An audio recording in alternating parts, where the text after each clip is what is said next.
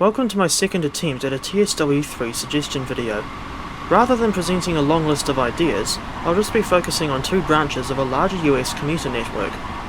No need to beat around the bush this time, so I'll just cut to the chase. Since I discovered the Music City Star in 2016, I've had a strong interest in US commuter operations. One of the larger networks is Metra, the commuter system around Chicago, Illinois. Currently, there is just one out of 11 Metra lines in the older train simulator, specifically the BNSF railway from Chicago Union Station to Aurora. This add-on was released in August 2015, and suffice to say, it has not aged well. There are a number of reasons why I don't like this add-on overall, and why I think it needs to be remade in Train Sim World 3. My first issue with this add-on is the lack of any variation in the Metra equipment. The original TS add-on only includes the EMD F40PH-3 diesel locomotive and a later generation of gallery cars built by Nippon-Sharyo, rather than the older Pullman-built coaches with noticeably smaller windows. In real life, Metra's BNSF trains use a mix of old and newer gallery cars, so the consists in Train Simulator don't look all that realistic.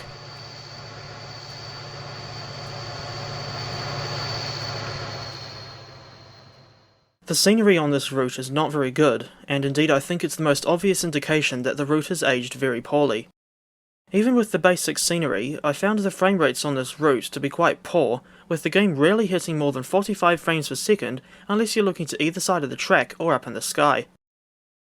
Another thing I dislike about the Aurora to Chicago route is the process of making scenarios. Because of just how many yards there are along the line, you have to spend a lot of time just placing static rolling stock in the sidings, otherwise it won't look realistic speeding past all those empty tracks. I've always found the process of setting up AI traffic to be annoying, especially when trying to sort out paths in and out of Union Station. If the game thinks the player train might clash with an AI train, that could really screw things up. I usually avoid trying to make scenarios when you're driving a train in the opposite direction to those extra peak time services, otherwise known as a reverse commuter service, because I have trouble working out where to place all those trains. Not helping the situation is the fact that a lot of services on this line skip most stations past Naperville or Downers Grove Main Street. And as if all that wasn't bad enough, when you finally get the scenario going, the timetable is often so tight that it's just about impossible to run on time. Not helping the situation is the F40PH-3's terrible acceleration. And besides that, there's other reasons I don't like driving this Metra equipment. Although that's mainly down to the underwhelming sounds, as DCG just reused the prime mover and horn sounds from their older Amtrak F40 add-on. I have since downloaded a patch to provide a more accurate horn sound, which I think was recorded from the Nathan P5, although please correct me if I'm wrong.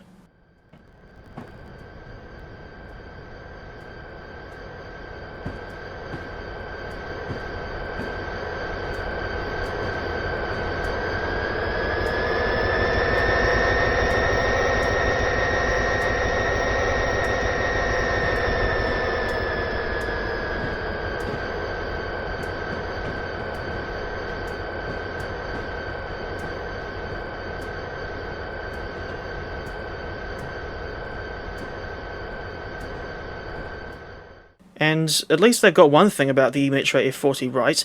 Yeah, in case you didn't already know, all of Metra's locomotives use EMD prime movers, and a lot of their locomotives, especially the older F40s, are some of the worst polluters in the country, in stark contrast to the Tier 4 compliant Siemens SC44 Charger and General Electric ET44C4.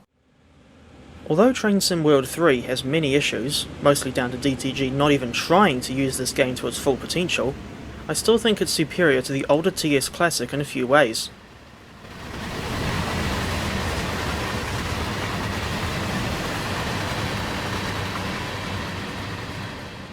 For one thing, you don't need to go through the overly tedious process of making a scenario, because timetable mode just allows you to hop in and start driving a train right away. That feature is especially handy for routes that pass big yards, such as Wuppertal to Hagen or Boston to Providence.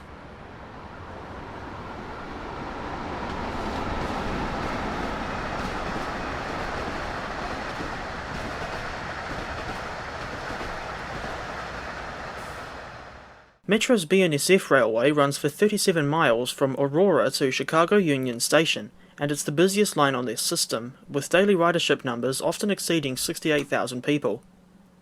The current weekday timetable has 44 westbound and 47 eastbound services throughout the day, with efforts concentrated mainly on peak time travellers going to work in the morning and coming home in the evening.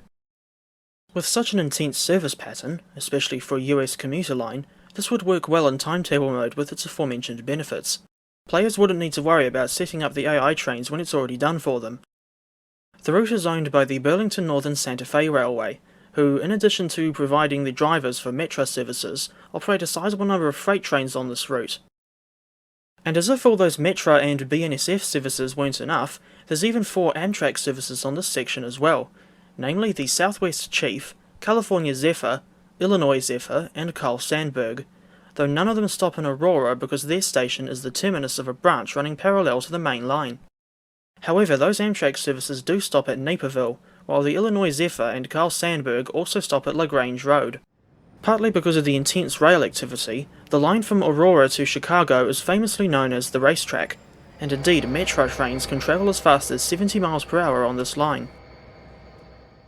Regarding motive power, this Metra add-on in TSW3 would need to include, at the bare minimum, 2 locomotives from each of the 3 aforementioned railroads. Metra would be represented by the EMD F40PH-3 and F40PH-3, while you could either reuse the BNSF ES44 from Cajon Pass or add a new variant of the EMD SD70ACE and GP38-2. To represent Amtrak services, you would need to include either the General Electric P42DC, Siemens SC44 Charger, or both. As for passenger coaches, you would need to include the Superliner and Horizon coaches for Amtrak, while Metra, as mentioned earlier, has the Pullman and Nippon-Sharyo Gallery cars. This would not be the first time we've seen gallery cars in the game, as they've already appeared in the Caltrain add-on from a few years ago, although that is an older variant that first appeared in 1985.